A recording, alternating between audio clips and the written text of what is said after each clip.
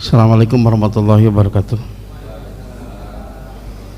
Innal hamdalillah nahmaduhu wa nasta'inuhu wa nastaghfiruh wa na'udzu billahi min shururi anfusina wa min sayyiati a'malina may yahdihillahu fala mudilla lahu wa may yudlil fala hadiyalah. Asyhadu an la ilaha illallah wahdahu la syarika lahu wa asyhadu anna Muhammadan abduhu wa rasuluh. Ya ayyuhalladzina amanu ittaqullaha haqqa tuqatih wa la tamutunna illa wa antum muslimun. Ya ayuhan nasu taqu rabbakumul ladzi khalaqakum min nafsin wahidah wa khalaqa minha zawjaha wa batha minhuma rijalan katsiran wa nisaa'a wattaqullaha alladzi tasaaluna bihi wal arham innallaha kana 'alaikum raqiba. Ya ayyuhalladzina amanu ittaqullaha wa qulu qawlan sadida yuslih lakum a'malakum wa yaghfir lakum dzunubakum wa may yuti'illaha wa rasulahu faqad faza fawzan 'azima. Amma ba'd. Fa inna asdaqal hadits kitabullah wa khairul hadi hadi Muhammadin sallallahu alaihi wasallam wa syarrul umuri muhdatsatuha fa inna kulla muhdatsatin bid'ah fa inna kulla bid'atin dhalalah fa inna kulla dhalalatin finnar. Masyiral muslimin wal muslimat rahimani wa rahimakumullah. Alhamdulillah kita bisa berkumpul di Masjid Baitur Rahman ini ya. Semoga Allah Ta'ala merahmati kita semua di bulan yang penuh ampunan ini. Ya, semoga semua dosa-dosa kita Allah ampuni di bulan ini sehingga kita pulang kepada Allah Ta'ala tanpa membawa dosa, karena ketahuilah dosa itu memiliki dampak buruk ya. Memiliki dampak buruk. Kalau seandainya Allah tidak mensyariatkan taubat kepada kita, tidak menerima istighfar kita, tentu kita akan binasa. Karena kita banyak salah. Kullu ibni Adam khata' wa khairul khata'ina tawwabun. Setiap anak Adam, ini umum siapapun dia. Khata' itu sigo mubalaghah, banyak salah. Kita banyak salah, enggak lepas dari dosa dan kesalahan. Pada sore kali ini insyaallah kita akan membahas di antara nama Allah Ta'ala Al-Ghafur yang Maha Pengampun. Nama Al-Ghafur ini disebutkan sebanyak 91 kali di dalam Al-Quran dan banyak digandingkan dengan nama yang lain. Di antaranya Allah Ta'ala berfirman di dalam surat Asy-Syura ayat yang kelima, ala innallaha huwal ghafurur rahim, ketahuilah sesungguhnya Allah dialah Maha Pengampun lagi Maha Penyayang. Juga Allah Ta'ala berfirman dalam surat Al-Hijr ayat ke-39, Nabi ibadi ana anal ghafurur rahim, kabarkan kepada hambaku sesungguhnya akulah yang Maha Pengampun lagi Maha Penyayang. Kemudian disebutkan juga dalam surat An-Nisa ayat yang ke-100, Allah berfirman, wa man yakhruj min baitihi muhajiran ilallahi wa rasulih tsumma yudrikhul mautu faqad waqa'a ajruhu 'ala Allah wa kana Allahu ghafurur rahima. Barang siapa yang keluar dari rumahnya untuk berhijrah kepada Allah dan Rasulnya, kemudian kematian mendatanginya sebelum dia sampai ke tempat hijrahnya, sungguh pahalanya telah ditetapkan di sisi Allah Ta'ala, dan Allah itu Maha Pemaaf, Maha Pengampun lagi Maha Penyayang. Dan masih banyak lagi dalil-dalil ya tentang penamaan nama Allah Al-Ghafur, bahwa ini merupakan salah satu nama dari nama-nama Allah Subhanahu wa Ta'ala. Adapun Al-Ghafur itu bentuk sigo mubalaghah dari ghafir ya, isim fa'ilnya ghafir, sigo mubalaghahnya ghafur, ghafar, yaitu sigo mubalaghahnya, artinya Maha Pengampun. Adapun ampunan itu diambil dari kata mighfarah. Mighfarah itu helm yang kalau berperang menggunakan helm tersebut untuk melindungi dari senjata lawan, itu namanya mighfarah ya, mighfar, helm. Begitu juga dengan istighfar, maghfirah, yaitu maknanya adalah asitru, penutupan dari aib dan dampak buruk dari dosa. Jadi ketika kita istighfar, mohon ampun kepada Allah Ta'ala, tidak hanya sekedar memohon ampun, tapi agar supaya Allah Ta'ala menutupi aib kita, dosa kita, dan agar supaya Allah Ta'ala melindungi kita dari dampak buruk dari dosa. Semua itu ada konsekuensinya. Nah, adapun Al-Ghafur, ya, makna Al-Ghafur ini disebutkan oleh banyak ulama, di antaranya Al-Khattabi rahimahullah taala bila mengatakan fal ghaffar as-sattar lidzunubi ibadihi al-mustadil alaihim thawaba atfihi wa ra'fatihi, wa makna as-sitru fi hadha annahu la yakshifu amral abdi li khalqihi wa la yahtaqu sitrahu bil uqubah allati tashharuhu fi uyunihim. Kata Al-Khattabi, Al-Ghaffar sama dengan As-Sattar, yang maha menutupi hamba-hambanya, yang maha menutupi dosa hamba-hambanya. Wal mustadil alaihim thawba atfihi wa ra'fatihi, yang menutupi mereka dengan pakaian kelembutan dan kasih sayangnya. Dan makna asitru itu, apa maknanya Allah menutupi dosa hambanya? Annahu la yaksifu amra abdihi li khalqihi, Allah tidak mengungkap urusan hambanya di hadapan seluruh makhluk, karena dosa itu merupakan aib, ya. Allah tidak ungkap, ya, di hadapan makhluk. Wala yahtaqu satrahu bil uqubah allati tashharuhu fi uyunihim, dan Allah tidak merobek penutupannya dengan hukuman yang orang tersebut akan masyhur dengan hukuman tersebut di mata seluruh makhluk. Ya, Allah sangat mampu saja kemudian untuk menghukum orang itu sesuai dengan dosanya. Misalkan, ya, untuk orang pelit, kok Allah terjadikan merengkel, gitu, bisa. Yang dengannya terkenal dia jadi aib. Orang yang sombong digedekan sirahna, misalkan. Allah tidak lakukan itu.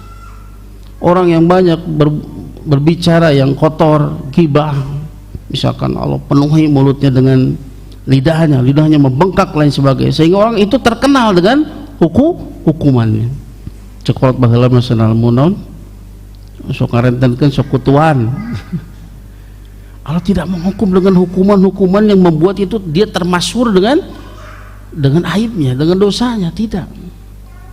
Allah tutupi, Allah berikan tangguh dia untuk bertobat.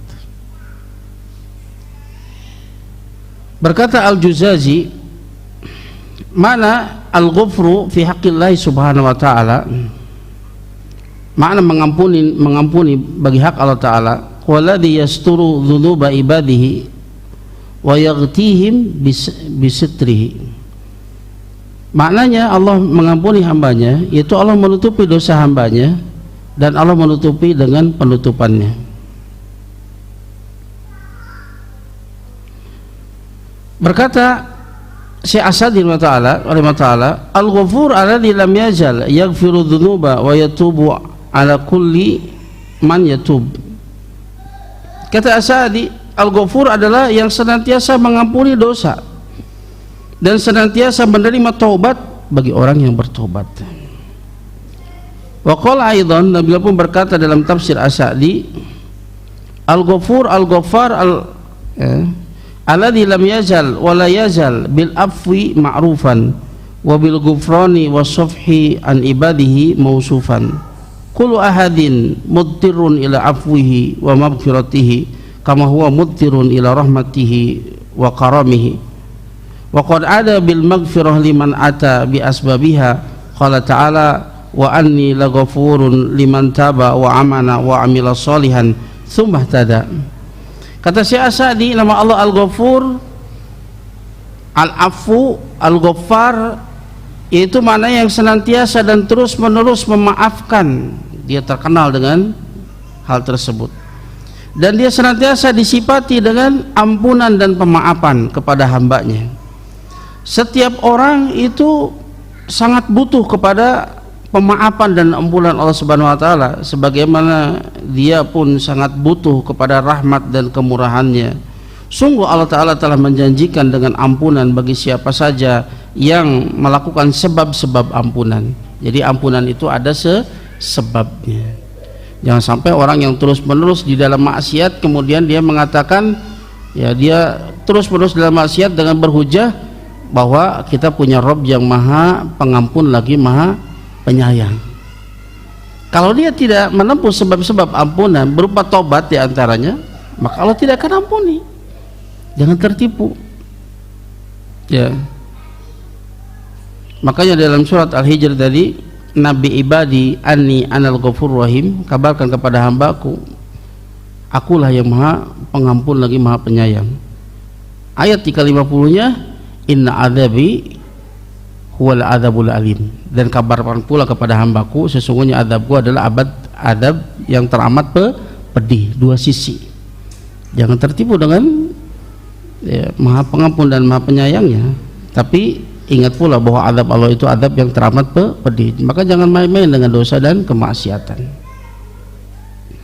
Itulah makna nama Allah Al-Ghafur, yang Maha mengampuni dosa-dosa bagi siapa saja yang menempuh sebab-sebab ampunan. Ada syaratnya. Ya. Tidak datang begitu saja, ya. Sehingga orang tidak tertipu, ya. Akan bayalah maksiat, oke. Allah Maha Pengampun. Apa buah dari mengimani nama Allah Al-Ghafur? Buah yang pertama adalah mahabbatullah azza wajal, mencintai Allah azza wajal. Karena ampunan ini merupakan bagian dari rahmat Allah subhanahu wa ta'ala, kasih sayang Allah ta'ala kepada kita. Allah tahu kelemahan kita. Kita jauh dari kesempurnaan, banyak dosa, banyak salah. Ya. Makanya Allah firman, qul ya ibadiyalladzina asrafu ala anfusihim la taqnatu min rahmatillah innallaha yaghfiru dzunuba jami'an innahu wal ghafurur rahim. Katakan wahai Rasul, wahai hamba-hambaku yang melampaui batas atas diri mereka, jangan kalian berputus asa dari rahmat Allah. Apa yang dimaksud dengan rahmat Allah? Allah mengampuni dosa seluruhnya, apapun dosanya, sebesar apapun dosanya, Allah Maha Pengampun. Adapun setan, kalau kita berbuat salah, setan dari golongan jin dan manusia akan membuat kita putus asa dari rahmat Allah. Makanya tidak jarang orang yang kemudian berbuat dosa, berbuat salah dengan kesalahan yang besar, mereka menganggap solusinya adalah apa? Bunuh diri. Karena itu memang setan membuat manusia itu berputus asa dari rahmat Allah berupa ampunan. Dia akan menakut-nakuti, wah sudah kamu gak ada maafnya, namamu akan tercoreng selamanya, ya. Kamu tidak akan lagi diterima oleh keluargamu, tidak akan lagi diterima oleh masyarakatmu. Itu yang akan dibisikkan oleh setan.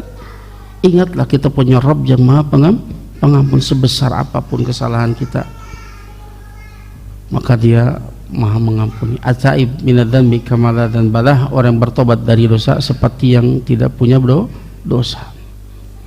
Memang kita sulit dapati dari manusia. Manusia itu kalau kita buat kesalahan, apalagi kesalahan besar, sulit untuk memaafkan.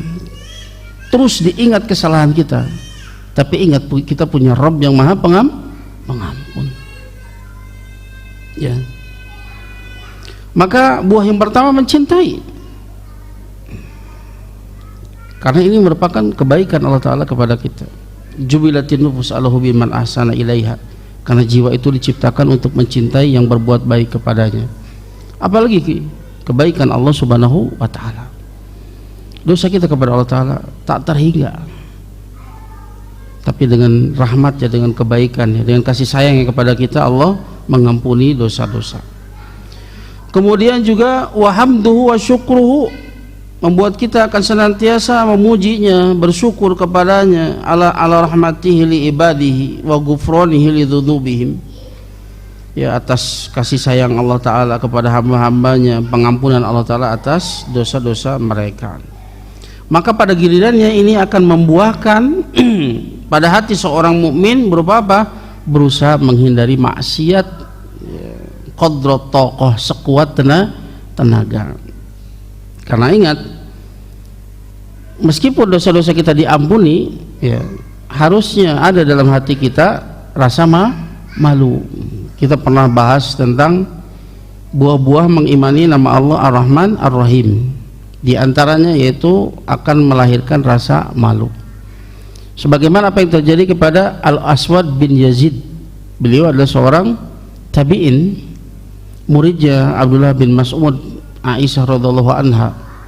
Beliau wafat tahun 75 Hijriah, tabi'in. Dia adalah orang yang banyak beribadah dan banyak saum sampai kulitnya itu menjadi pucat. Tapi ketika sakaratul maut dia menangis. Lihat, dia banyak ibadah, banyak saum, ketika sakaratul maut menangis. Ketika ditanya apa yang membuat Anda khawatir, kata dia, seandainya Allah mendatangkan ampunan bagiku, ada perkara yang mengganggu diriku, merisaukan diriku, yaitu apa? Rasa malu bertemu dengan Allah Subhanahu wa taala. Kemudian dia mengatakan, seandainya di antara manusia ya, ada seorang laki-laki, dia berbuat dosa kepada saudaranya, kemudian saudaranya tadi memaafkannya, apa yang terjadi? Orang tadi akan senantiasa malu kepada orang tersebut. Dia mampu membalasnya, tapi dia malah memaafkannya. Dia akan senantiasa malu kepada orang tersebut. Itu dosa kecil kepada manusia. Lalu bagaimana dengan dosa-dosa kita kepada Allah Subhanahu wa taala? Maka akan melahirkan rasa malu untuk bertemu dengan Allah Subhanahu wa taala. Allah tampakkan kasih sayangnya kepada kita dengan nikmat-nikmat yang berlimpah. Justru kita tampakkan kedurhakaan kita kepada Allah Subhanahu wa taala dengan menggunakan nikmat-nikmat tersebut untuk bermaksiat kepada Allah Subhanahu wa taala. Ya, kan, tapi untuk sampai kepada malu ini level yang tinggi, keimanan yang tinggi kepada Allah Subhanahu wa taala. Rasa malu yang menghalangi dia untuk berbuat maksiat kepada Allah Subhanahu wa taala. Ya, zat yang Maha Sayang kepada dirinya. Nah, maka jika hamba tersebut jatuh di dalam dosa dan kesalahan, maka dia mengingat nama Allah, Al-Ghafur, Al-Ghaffar, Al-Afu, yang Maha Pemaaf. Ya, maka akan merasuki jiwanya berupa apa? Roja, harapan. Dengan syarat dia tobat, tidak terus-menerus dalam dosanya. Kalau terus-menerus dalam dosa, harusnya yang muncul apa? Khauf, rasa takut. Takut dia ketika maksiat itu Allah cabut nyawanya, harusnya takut dia, bukan roja di sana, bukan salah menetapkan, bukan berharap ketika ketika melakukan dosa itu, tapi harusnya khauf. Maka orang alim itu dia bisa menempatkan roja pada tempatnya. Roja itu kalau dia bertobat, beramal soleh, roja di sana. Adapun orang jahil, dia tidak menempatkan roja pada tempatnya. Dia terus-menerus dalam maksiat dan dia mengatakan bahwa Rabb kita itu Rabb yang Maha Pengampun lagi Maha Penyayang. Tenang saja. Nah, ini salah menempatkan roja. Ya. Maka ya, dengan seorang hamba ketika berbuat dosa mengingat nama Allah Al-Ghafur, kemudian dia bertobat, maka akan masuk ke dalam hatinya berupa harapan Allah akan ampuni dosanya, dan ini akan memutus jalan dari keputusasaan, jalan yang ditunjukkan oleh setan. Setan akan menunjukkan jalan keputusasaan, dan ini akan membuahkan juga husnudzon kepada Allah Subhanahu wa taala, bahwa Allah akan mengampuni dosa-dosa kita, yang dia itu yaghfiru dzunuba jami'an, yang mengampuni dosa seluruhnya.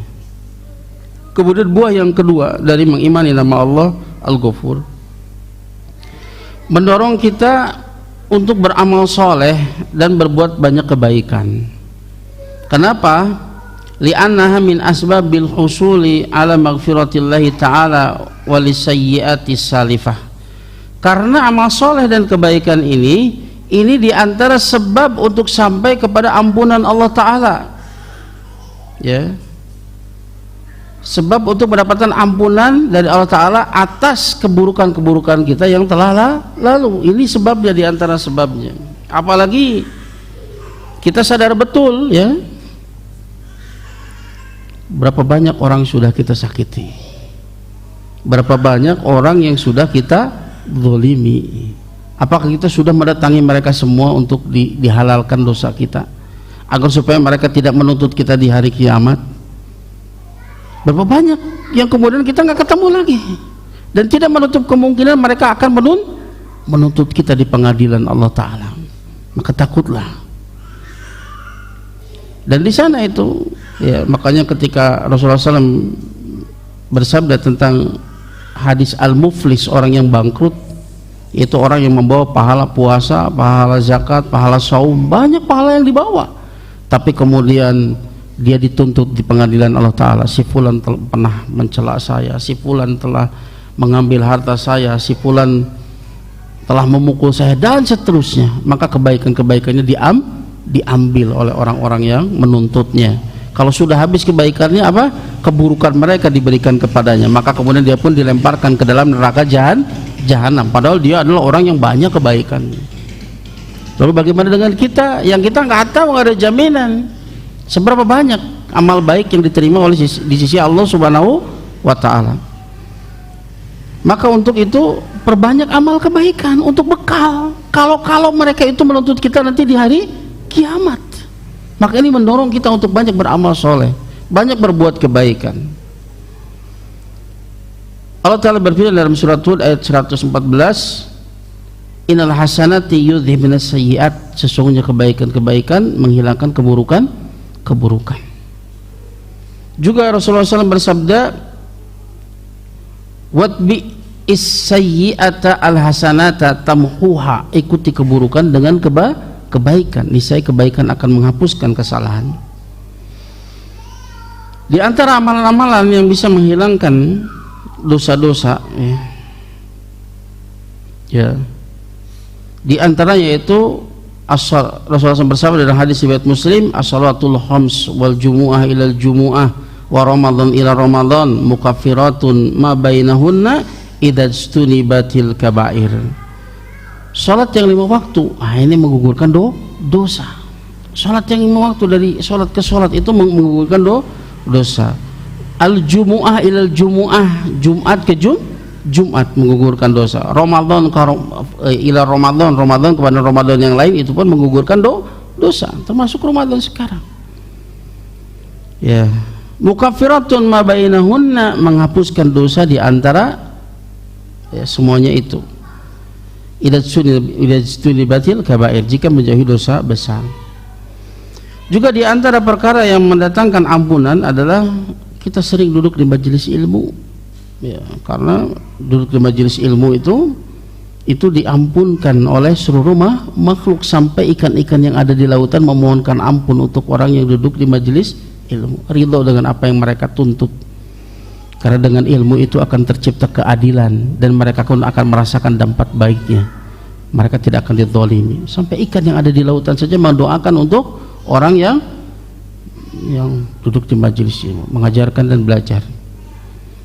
Dalam sebuah hadis, majtama qaumun fi baitin min buyutillah wa yatluna kitaballah wa yatadarasuna bainahum illa nazalat alaihimus sakinah wa haffathumul malaikah wa ghasyiyatuhumur rahmah wa dzakarallahu fi man indah. Tidak berkumpul satu kaum di satu rumah dari rumah Allah, di masjid, mereka membaca kitab Allah dan mereka saling mengajarkan satu sama lain. Di antaranya bentuknya apa? Belajar ilmu syar'i. Kecil akan turun kepada mereka sakinah, ketenangan. Dan bisa kita rasakan ketika duduk di majelis ilmu itu akan kita raih sakinah, ketenangan. Sakinah inilah apa yang dicari oleh orang-orang pecandu narkoba. Untuk apa mereka itu menempuh risiko yang besar untuk dapat sakinah? Pada Allah janjikan di mana? Di majelis ilmu. Sakinah ini pula yang dicari-cari oleh orang yang tukang traveling, pergi ke sana kemari cari tempat yang indah untuk healing, kata mereka. Padahal itu belum tentu dia dapat sakinah. Capeknya biaya besar keluar ya, waktu banyak terbuang, tapi belum tentu dapat sakinah. Tapi Allah janjikan di mana? Di majelis ilmu. Wa haffathumul malaikah, malaikat menaungi mereka, memohonkan ampun untuk mereka. Malaikat mendoakan, sampai seluruh makhluk mendoakan. Nah, kemudian dalam hadis yang lain pun riwayat Ahmad disahihkan Syekh Albani, Rasulullah bersabda, "Ma min qaumin ijtama'u yadhkurunallaha la yuriduna bidzalika illa wajhah illa nadahum minas sama' anqumu maghfuran lakum qad budilat sayyi'atukum hasanat. Kata Rasulullah SAW, barang siapa, tidaklah satu kaum itu berkumpul mengingat Allah. Di antara bentuk mengingat Allah belajar ilmu, dan mereka tidak menginginkan dengan semua itu kecuali mengharapkan wajah Allah, ikhlas dia melakukannya. Kecuali akan ada penyeru yang menyeru dari langit. Apa yang dia katakan? Anqumu maghfuran lakum, kalian bangkit, ya, bangkitlah kalian dalam keadaan diampuni. Masya Allah, bangkitlah kalian dalam keadaan diampuni. Sungguh kesalahan kalian telah digantikan dengan kebaikan. Ya, maka banyak beramal soleh, apalagi di bulan yang penuh keberkahan ini. Ya, ini mendorong kita untuk banyak beramal soleh. Kalau kita ingat dosa-dosa kita, maka harusnya ini memacu kita untuk beramal soleh. Ingat pengadilan di akhirat. Berapa banyak orang yang akan menuntut kita karena kedoliman yang pernah kita lakukan, dan kita tidak mungkin kemudian untuk mendatangi setiap orang untuk meminta istihlal, dihalalkan, untuk tidak menuntut nanti dia di akhirat. Maka kalau kita ada masalah dengan siapapun di dunia ini, minta maaf, dan pemaafan itu tidak menambah kecuali kemuliaan. La tazidu min afwin illa izzah, tidaklah bertambah disebabkan pemaafan kecuali izzah, kemuliaan, ya, bukan kehinaan, kemuliaan dan keselamatan. Nah, kemudian ya, yang keempat, inna kaunahu subhanahu ghaffaron lidzunubi la yani annahu yasriful muslim fi khotaya wa dzunub wa tajarra'u ala ma'siyatillahi bihujjatin anallaha ghafurur rahim. Keberadaan Allah Subhanahu wa taala Maha Pengampun terhadap dosa-dosa ini tidak memberikan pengertian bahwa seorang muslim itu boleh bermudah-mudahan dalam dosa dan kesalahan, sehingga dia kemudian berbuat lancang untuk bermaksiat kepada Allah Ta'ala dengan hujjah, dengan alasan bahwa kita punya Rabb yang Maha Pengampun lagi Maha Penyayang. Ingat bahwa ampunan Allah itu ada syarat-syaratnya, ada penghalang-penghalangnya. Di antaranya Allah Ta'ala berfirman dalam surat Al-Isra ayat 25, atau firman, in takunu solihina fa innahu kana lil awwabina ghafura. Jika kalian menjadi orang soleh, maka sesungguhnya Allah Ta'ala Maha Pengampun terhadap orang-orang yang bertobat. Ayat ini disebutkan setelah apa? Perintah untuk berbakti kepada kedua orang tua. Ayat ke-23 nya Allah firman, wa qadara rabbuka alla ta'budu illa iyyahu wa bil walidaini ihsana imma yablughuna indakal kibara ahaduhuma aw kilahuma fala taqul lahumu uff wala tanharhuma wa qul lahumu qawlan karima wahfid lahuma janaha dzulli minar rahmah wa qur rabbirhamhuma kama rabbayani shaghira rabbukum a'lamu bima fi nufusikum in takunu solihina fa innahu kana lil awwabina ghafura. Allah Ta'ala perintahkan, janganlah kalian menyembah kecuali hanya kepadanya, perintah untuk mentauhidkan Allah Ta'ala. Dan Allah Ta'ala memerintahkan kita untuk berbuat bakti kepada kedua orang tua. Jika keduanya atau salah satunya sudah tua dan berada dalam pengurusan kalian, maka jangan sekali-kali kalian katakan kepada mereka ketika diperintah, ya, atau tidak melakukan perkara-perkara yang mengganggu, ya, kedua orang tua kita, baik dengan ucapan maupun perbuatan. Wala taqul lahumu uff wala tanharhuma, jangan kau bentak ke mereka berdua. Wa qul lahumu qawlan karima, dan ucapan kepada mereka berdua ucapan yang karim, yang penuh kelembutan, penuh kesopanan. Ya, apalagi ketika sudah tua, mereka itu sensitif, ya, sensitif. Yang biasanya mereka itu jadi pahlawan untuk kita, yang mengurus, yang menjaga, yang menafkahi, sekarang terbalik. Anaknya yang mengurus, yang menjaga, yang menafkahi, maka membuat hati orang tua kita itu dia merasa lemah, merasa sensitif sekali. Kata saja itu bisa merobek hatinya, maka Allah haramkan itu, ya. Kemudian wahfid lahum janaha dzulli minar rahmah, rendahkanlah sayap kehinaan kepada mereka dua dengan penuh kasih sayang. Karena biasanya seorang anak kalau sudah merasa lebih tinggi dari orang tuanya, baik secara pendidikan atau kedudukan, biasanya dia menganggap rendah orang tuanya. Padahal sesungguhnya sehebat apapun kita adalah orang yang banyak hutang atas mereka. Kemudian wa qur rabbirhamhuma kama rabbayani shaghira, dan doakanlah mereka berdua, wahai Rabbku, sayangi mereka berdua sebagaimana mereka berdua telah mengurus aku ketika aku kecil. Nah, ketika seseorang itu tidak bisa memenuhi apa yang Allah perintahkan, hak-hak orang tua kita atas diri kita, ya, maka sesungguhnya Allah mengetahui tentang apa yang ada di diri kalian. Jika kalian menjadi orang soleh, dan di antara bentuk menjadi orang soleh yaitu bertobat, sesungguhnya Allah Maha Pengampun kepada orang-orang yang bertobat. Makanya kata para ulama, solusi untuk orang yang pernah merasa durhaka kepada orang tuanya dan orang tuanya sudah meninggal, apa solusinya? Jadi anak soleh. Jadi anak soleh. Kita sudah tidak bisa lagi memberikan kemanfaatan kecuali diantaranya kita menjadi anak soleh, karena kita adalah investasi orang tua. Dan ini tidak bertentangan dengan firman Allah Ta'ala, alaisal insan illa masa'a, tidak ada bagi seseorang kecuali apa yang dia usahakan. Kita ini hasil usaha orang tua kita.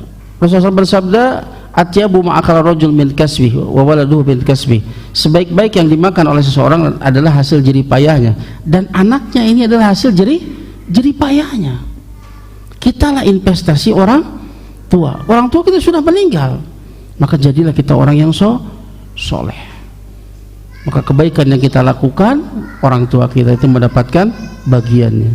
Dia punya saham besar kepada kita. Dari pendidikannya, dialah orang yang pertama kali mengajarkan kita berbicara, orang yang pertama kali mengajarkan kita untuk berjalan, orang yang pertama kali mendirikan pendidikan yang dasar untuk kita, ya. Maka semua amal soleh yang dilakukan oleh anaknya, insya Allah Ta'ala orang tuanya akan mendapatkan. Makanya nanti di surga ada ibu orang tua yang dinaikkan derajatnya di sisi Allah Ta'ala, mendapatkan derajat yang tinggi di surga Allah Ta'ala. Ana lihada, dari mana ini? Amalanku sedikit tapi dapat derajat yang tinggi. Bistighfari waladikalak, disebabkan istighfar anakmu kepadamu, ya. Ada orang tua yang diberikan mahkota yang lebih indah dari dunia beserta isinya. Dari mana ini? Ya. Bacaan Al-Quran anakmu, dan seterusnya, ya. Tapi di sini Allah memberikan syarat ketika dia jadi anak orang soleh, diantaranya yaitu dia bertobat. Juga Allah Ta'ala bersebut dalam surat Al-An'am ayat 11, ila man dzalama tsumma badala husna badasuin fa inni ghafurur rahim. Siapa yang mendapatkan ampunan kecuali orang yang dolim, kemudian dia mengganti kedoliman itu dengan kebaikan setelah keburukan, maka sesungguhnya aku Maha Pengampun lagi Maha Penyayang. Jadi jangan tertipu dengan tadi, ya, terus menerus dalam maksiat kemudian berhujah bahwa sesungguhnya kita punya Rob yang Maha Pengampun lagi Maha Penyayang. Ini namanya mughtar, orang yang tertipu. Harusnya ketika bermaksiat takut. Kemudian yang kelima, yang keempat, su'alullah azza wa jal bihadzal ismil karim maghfiratadz dzunub wa wiqayatasy syariha. Li'anna subhanahu wahdahu alladhi yamliku ghufran adz-dzunub la yamliku dzalika ahadun siwah. Buah yang kelima akan mendorong kita untuk banyak berdoa kepada Allah Ta'ala, bertawassul dengan nama yang mulia ini, Al-Ghafur, Al-Ghaffar. Ya Ghafur ighfirli, ya Ghaffar ighfirli, ampuni aku, ya, bertawassul dengan nama ini dari pengampunan dosa, dan agar supaya wiqayatasy syarriha, untuk terjaga dari keburukannya. Jadi dosa itu memiliki dampak buruk, ya. Di antara dampak buruknya menjadikan hati kita itu hitam, sehingga kita tidak bisa membedakan mana al-haq, mana al-batil. Sulit bagi kita untuk menerima nasihat, sulit bagi kita untuk berintrospeksi diri Karena kita tidak melihat kekurangan ada pada diri kita. Yang dia lihat itu kekurangan orang lain saja. Sulit bagi dia kemudian untuk bisa ya, lembut hatinya, bisa menangis ketika membaca Al-Quran ya, gara-gara noda hitam. Dalam sebuah hadis ya, diterima dari sahabat Abu Hurairah radhiyallahu an ya,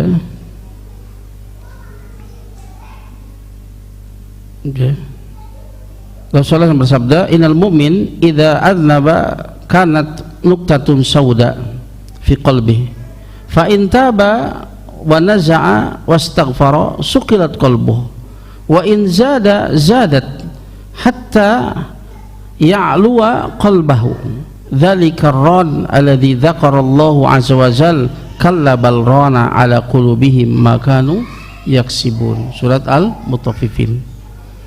Kata Rasulullah SAW, sesungguhnya seorang mukmin jika dia berbuat dosa maka akan ada noda hitam di hatinya, ada noda hitam di hatinya. Jika dia bertobat kemudian dia meninggalkan dosa tersebut, wastaghfaro, dan dia memohon ampun. Nah, di antara fungsi memohon ampun apa? Untuk dijaga dari akibat buruk dari dosa tersebut. Ya, di antara dosa, akibat buruknya adalah terkena noda hitam di hatinya. Fa in zada zadat, jika dosanya itu bertambah maka noda hitamnya pun akan bertambah ya, bertambah hitam dan menutupi seluruh hatinya. Hatta ya'luwa qalbah, sehingga noda hitam tadi menutupi seluruh hatinya. Yang itulah ron yang Allah Ta'ala firmankan dalam surat Al-Mutaffifin, kalla barrona ala qulubihim ma kanu yaksibun. Ini berbicara tentang orang kafir yang mendustakan hari akhirat. Wa ma yukadzibu bihi illa kullu mu'tadin athim. Tidaklah ada yang mendustakan hari akhirat kecuali orang yang menentang lagi pendosa. Ya. Jadi illa kullu mu'tadin asim.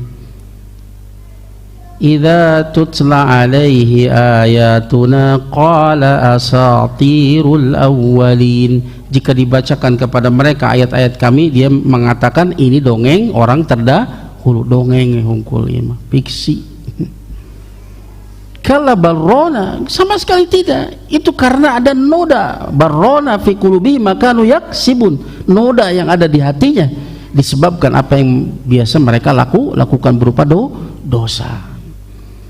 Jadi dampak dosa diantaranya apa? Menghalangi hidayah, sulit untuk bisa menerima hidayah, sulit untuk terbuka hatinya untuk menerima kebenaran, sulit untuk bisa berintrospeksi karena dia nggak bisa melihat hatinya tertutupi oleh noda. Dia sulit melihat penyakit-penyakit yang ada di dalam hatinya berupa kibar, kesombongan, berupa ujub, hikad, kedengkian yang ada pada dia. Sulit bagi dia untuk berintrospeksi. Tapi yang dia lihat justru kesalahan orang. Makanya dalam sebuah pepatah apa?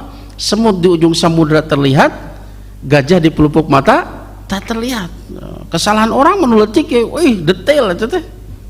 Tapi kesalahan dia meskipun di pelupuk mata dia lupa lalai dia, maka orang tersebut nggak akan maju. Seperti itu terus disebabkan apa? Dosa. Maka tatkala kita istighfar, kita meminta penjagaan dari Allah Ta'ala dari dampak buruknya.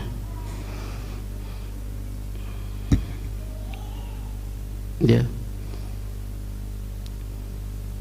makanya. Dan Allah Subhanahu wa Ta'ala dialah satu-satunya yang mampu untuk mengampuni. Gak ada yang bisa mengampuni, hanya Allah Ta'ala yang bisa mengampuni. Kalau Allah tidak mengampuni, siapa yang bisa mengampuni dosa kita? Siapa? Gak ada. Maka kita mengesahkan, mentauhidkan Allah Ta'ala di dalam pengampunan dosa. Tidak seperti agama-agama yang lain, ada hamba yang bisa mewakili Tuhan, pengakuan dosa kepada pendetanya, kemudian dia mewakili Tuhan untuk mengampuni. Itu tidak. Dan tidak ada jaminan apakah kita diampuni dosa kita atau tidak. Mana buktinya?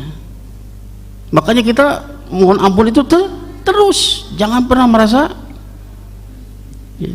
Rasulullah SAW bertobat dalam sehari 70 kali, riwayat yang lain 100 kali. Kita lebih layak untuk terus memohon ampun kepada Allah Subhanahu wa taala. Meskipun ada tanda-tandanya, di antara tanda-tanda orang diampuni di antara apa? Allah berikan hidayah, ada perubahan pada dirinya. Tadinya banyak berbuat kesyirikan menjadi tauhid, tadinya banyak berbuat maksiat menjadi taat. Ada perubahan pada dirinya, itu menunjukkan itu di antara tanda dia mendapatkan ampunan dari Allah Ta'ala. Makanya Hasan Basri mengatakan dengan sebuah kaidah, mijazail hasanati al hasanatu ba'daha, di antara balasan kebaikan adalah balasan, yaitu kebaikan berikutnya. Dan taubat itu kebaikan, kalau diterima taubatnya Allah akan berikan hidayah dia untuk melakukan kebaikan-kebaikan yang lainnya. Nah, Rasulullah SAW banyak mengajarkan kepada kita doa-doa untuk memohon ampunan. Di antaranya itu yang kita kenal dengan Sayyidul Istighfar, yang kita baca di pagi dan sore. Di antaranya, kenapa ini dianggap menjadi Sayyidul Istighfar, penghulunya istighfar, karena di dalamnya ada ungkapan abu'ulaka binikmatika alayya wa abu'u bidzambi faghfirli fa innahu la yaghfiru dzunuba illa anta.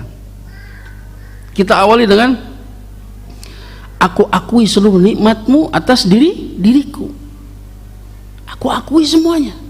Yang harusnya dengannya aku bersyukur, tapi aku itulah lemah untuk bisa bersyukur. Banyak kekurangan, justru jatuh dalam dosa dan kesalahan. Kemudian kita akui semua kesalahan kita, wa abu'u bidzambi, dan aku akui semua dosa-dosaku ya Allah. La yaghfiru dzunuba illa anta. Kemudian kita mentauhidkan Allah Ta'ala, pengakuan tidak ada yang bisa mengampuni dosa kecuali Engkau, dengan menghadirkan kefakiran yang sempurna kepada Allah Subhanahu wa Ta'ala. Nggak ada yang bisa mengampuni dosa kecuali Allah Subhanahu wa Ta'ala. Seandainya kita pernah berbuat dolim kepada seseorang, kemudian orang tersebut mengampuni kita, itu pun dengan taufik dari Allah Subhanahu wa Ta'ala. Hakikatnya karena Allah hendak mengampuni hamba tersebut. Jalannya apa? Manusia itu memaafkannya, tidak akan menuntut dia nanti di akhirat. Maka ingatlah, Allah Esa di dalam seluruh perbuatannya, termasuk di dalam mengampuni. Gak ada yang bisa mengampuni dosa kita kecuali Allah Subhanahu wa Ta'ala. Maka hadirkanlah kefakiran yang sempurna kepada Allah Ta'ala tatkala kita memohon ampun kepada Allah Subhanahu wa Ta'ala, karena gak ada yang bisa memberikan ampunan kepada kita kecuali Allah Subhanahu wa Ta'ala. Juga diantaranya doa yang diajarkan Rasulullah SAW kepada Abu Bakar As-Siddiq radhiyallahu anhu. Abu Bakar As-Siddiq adalah manusia terbaik setelah para nabi dan rasul. Itu disepakati oleh seluruh Ahlus Sunnah wal Jamaah, ya, kecuali Syiah, Dia adalah manusia terbaik setelah para nabi dan rasul. Tapi Rasul ajarkan dia sebuah doa, Allahumma inni dhalamtu nafsi dzulman katsira la yaghfiru dzunuba illa anta faghfir li maghfiratan min indik warhamni wa antal ghafurur rahim. Ya, ini doanya, ini diriwayatkan oleh Imam Bukhari dan Muslim, ya. Allahumma inni dhalamtu nafsi dzulman katsira. Ya Allah, sesungguhnya aku telah mendolimi diriku dengan kedoliman yang sangat banyak. Setiap kali kita melakukan maksiat, maka hakikatnya kita mendolimi diri kita sendiri. Kita berusaha menceburkan diri kita ke dalam murka dan azab Allah Subhanahu wa Ta'ala. Ya Allah, sesungguhnya aku telah mendolimi diriku dengan kedoliman yang sangat banyak. La yaghfiru dzunuba illa anta, sementara tidak ada yang bisa mengampuni dosa kecuali Engkau.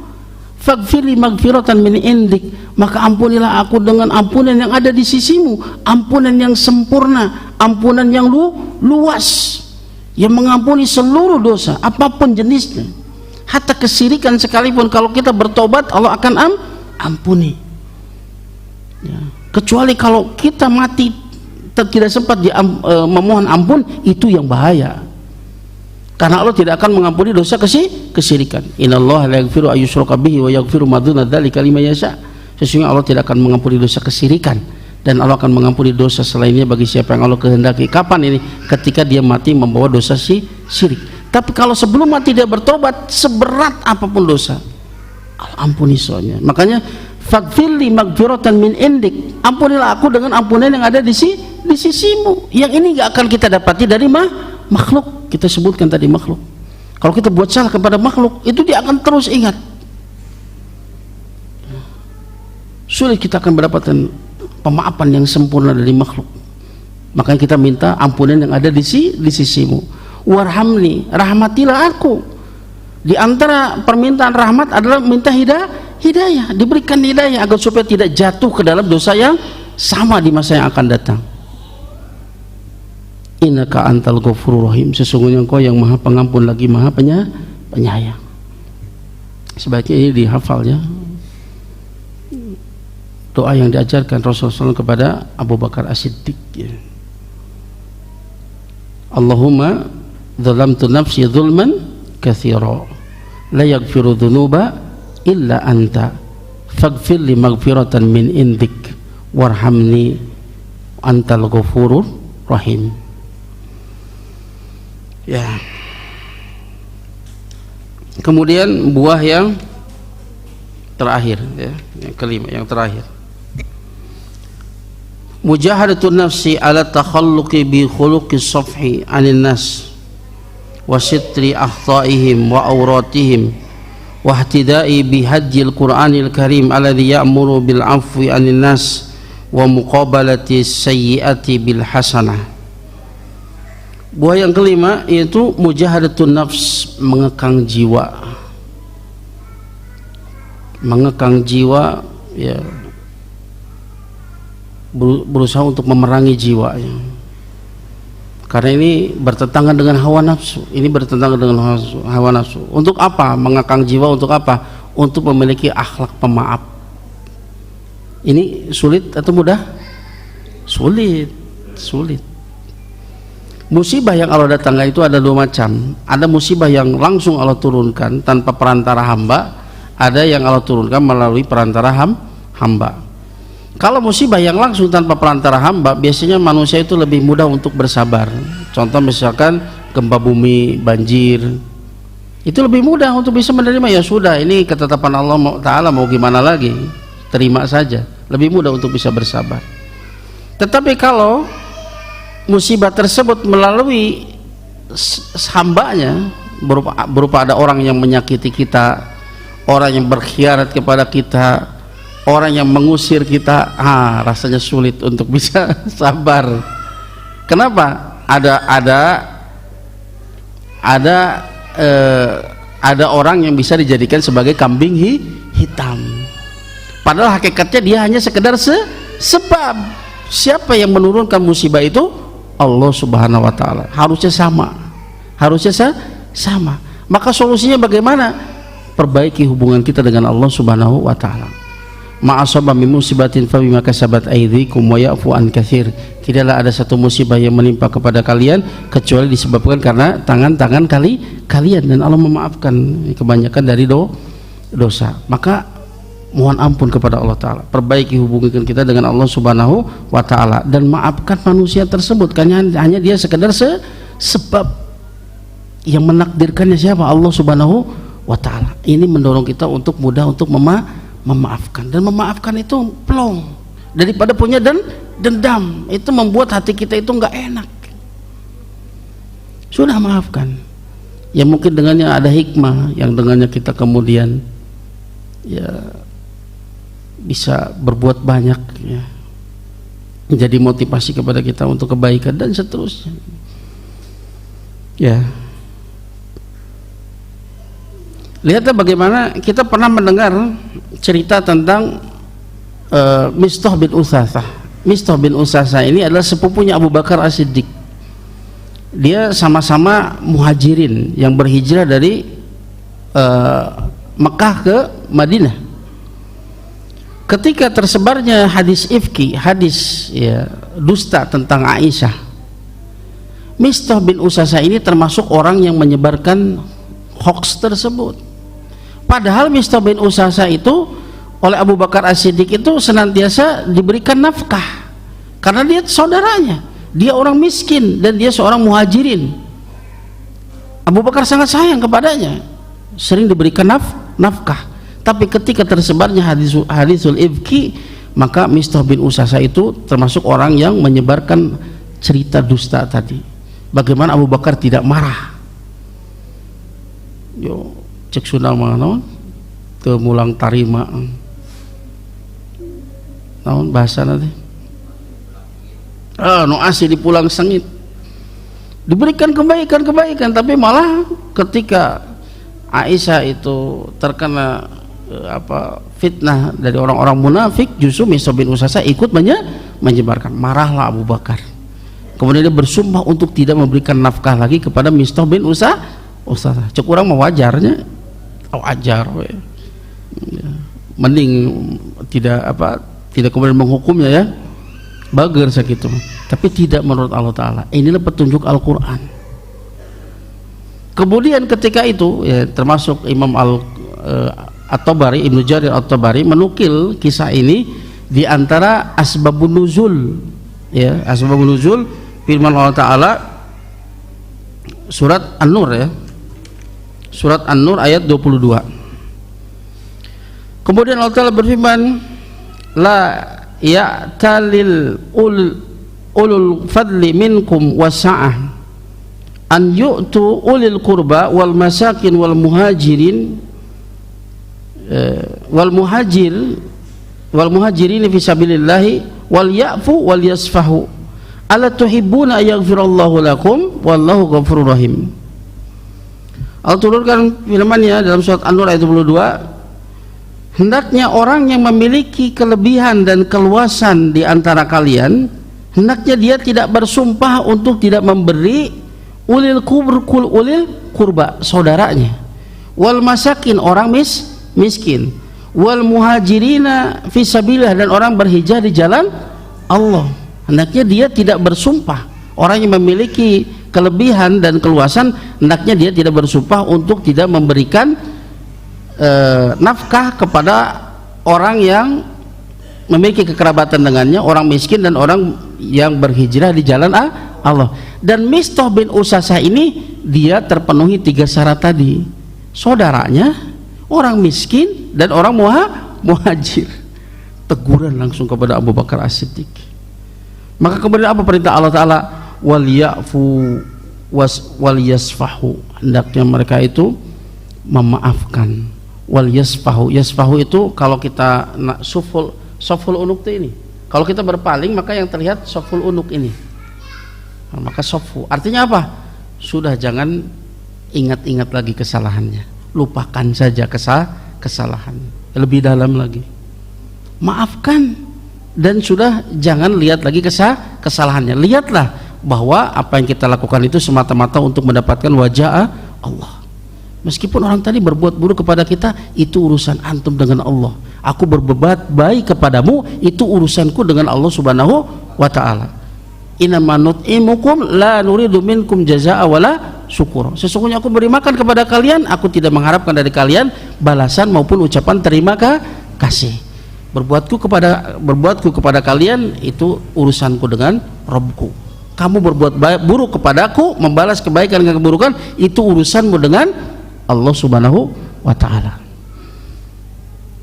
Ya. Maka Abu Bakar pun memaafkannya, dan Abu Bakar pun kemudian memberikan nafkah kepada Mistah bin Usasa. Ini petunjuk Al-Quran. Petunjuk Al-Quran. Dalam ayat yang lain Allah berfirman, idfa billati hiya ahsan as-sayyi'ah, balaslah keburukan dengan kebaikan. Dalam surat Fusilat ya, atau berfirman, la yastawil hasanatu wala sayyi'ah, tidak sama keburukan itu dengan kebaikan itu tidak sama dengan keburukan.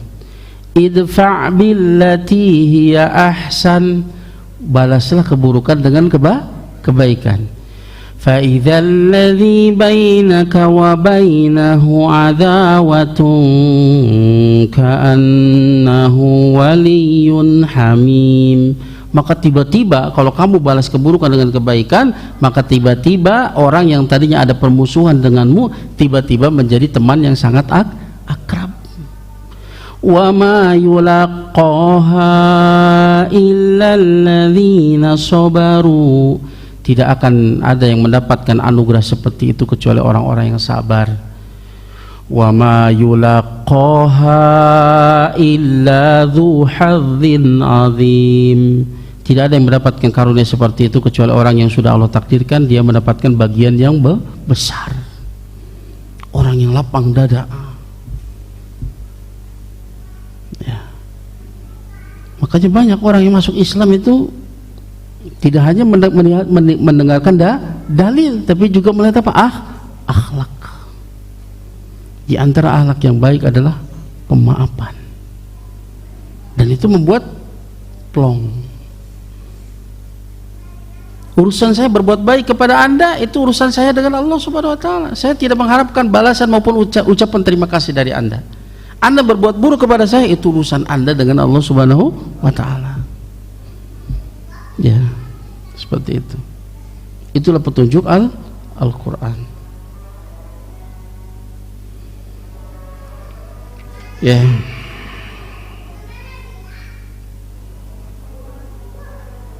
Ya, mungkin itu yang bisa saya sampaikan ya pada kesempatan sore kali ini. Semoga yang sedikit ini bermanfaat. Semoga apa yang kita lakukan ini diterima di sisi Allah Subhanahu wa taala. Ya. Sebelum ditutup, barangkali ada pertanyaan, silakan. Iya, Pak.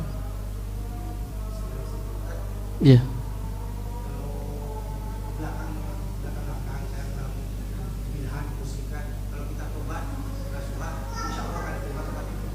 Iya. At-taib minadz-dzambi kama la dzambalah. Orang yang bertobat dari dosa seperti orang yang enggak punya dosa. Cuma ada syarat-syarat. Syarat tobat itu kalau berkaitan dengan Allah Subhanahu wa taala maka 3 syarat. Yang pertama adalah an-nadam, menyesal atas perbuatan tersebut. Dan di antara tanda bahwa dia menyesal itu mendorong dia untuk terus belajar. Semakin dia belajar, semakin dia tahu bahwa buruknya kesalahan yang dia lakukan, ini akan mencegah dia dari kembali lagi kepada dosa tersebut. Makanya sampai para ulama menyebutkan at-taubatu an-nadam. Tobat itu adalah penyesalan, karena inti dari tobat itu penyesalan. Semakin dia menyesal maka kualitas tobatnya semakin baik. Menyesal. Yang kedua, al-iqla, meninggalkan perbuatan tersebut, tidak terus menerus dalam maksiat. Yang ketiga yaitu al-azm, bertekad untuk tidak mengulanginya lagi, bertekad untuk tidak terjatuh dalam dosa yang sama. Kalau ternyata di belakang hari terjatuh lagi pada dosa yang sama, perbaharui lagi tobatnya. Jangan sampai kita dijadikan putus asa oleh setan. Wah, kamu mah tobatnya tobat sambal. Tobat sambal makanya kajen ting lada balewak deui we. Kajen ting nyari patuangan balewak deui. Eta sobat tobat sambal. Itulah manusia. Itulah manusia, memang seperti itu karakteristiknya. Seringkali terjatuh dalam dosa yang sama. Bagaimana solusinya? Perbaharui lagi tobatnya. Nah, kalau terkait dengan dosa dengan sesama hamba ditambah 2 syarat yang lain. Yang pertama adalah kembalikan apa yang menjadi apa yang kita ambil dari orang tersebut. Apakah berupa kehormatan atau berupa harta? Kalau kehormatan, kita pernah mencelaknya, kita pernah memukulnya, kita pernah menyakiti, maka kita mohon istihlal, dia menghalalkannya, memaafkannya di dunia sehingga nanti di akhirat tidak menuntut kita. Kalau berupa harta, kembalikan. Ya, kalau misalkan ternyata orangnya sudah tidak ada, maka kita infakkan sejumlah itu atas nama orang tersebut. Mudah-mudahan pahalanya itu mencukupi dari apa yang dia tuntut nanti di akhirat. Yang kedua, ya setelah itu ya kembalikan lagi apa yang diambil baik kehormatan maupun harta. Kemudian istihlal, minta dihalalkan. Jangan sampai kita dituntut nanti di akhirat.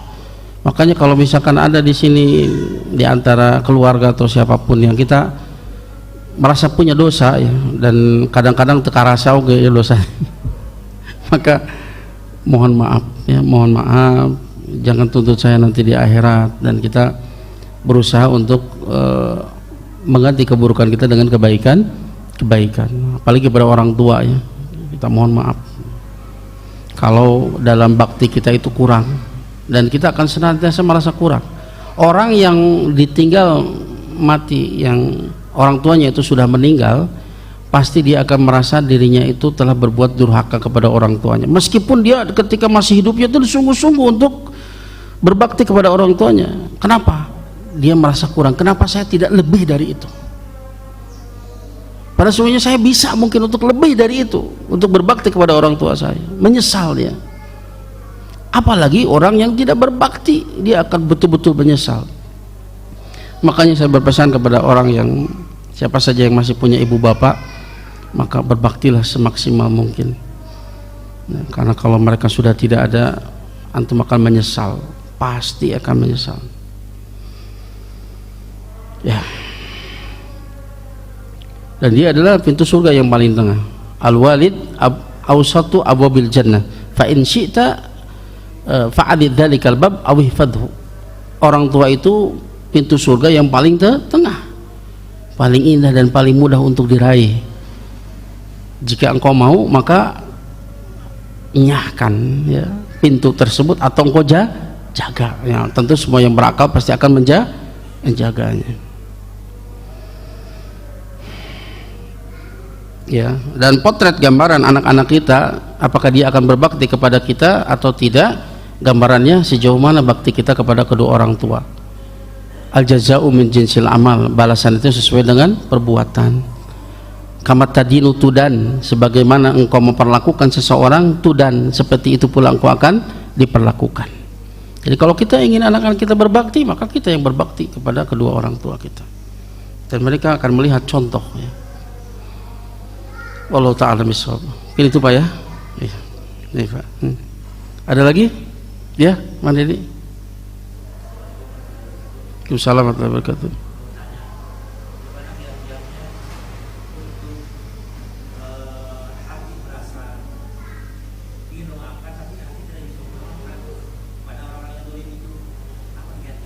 Memang berat.